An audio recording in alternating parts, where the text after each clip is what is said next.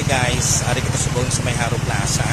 Kasi rin pagkatapos ng fiesta, isa sa mga ginadugukan amuan ukay-ukay. Right na?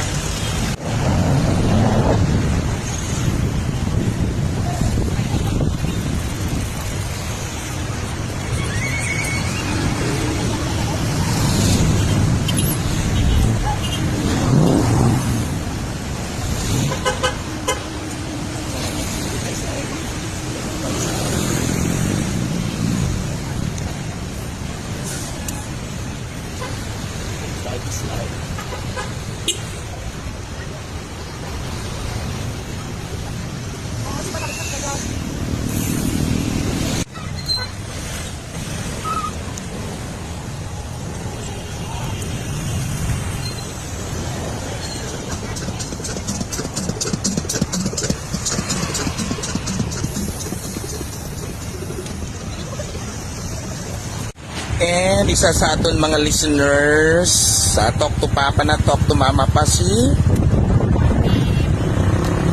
Bim. Kamusta naman ang baligyan? Ay nakabawi na? Wala pa. Gani no? Pinabenta kay nagulan no? Until when ka mo? Subong lang adlaw. Kanhugon. Subong lang adlaw, walang alang sa sweldo. Pero sige lang. Ang importante, nakamit kami ni Bim. Thank you, Bim. Thank you, Bim. See you sa akong vlog.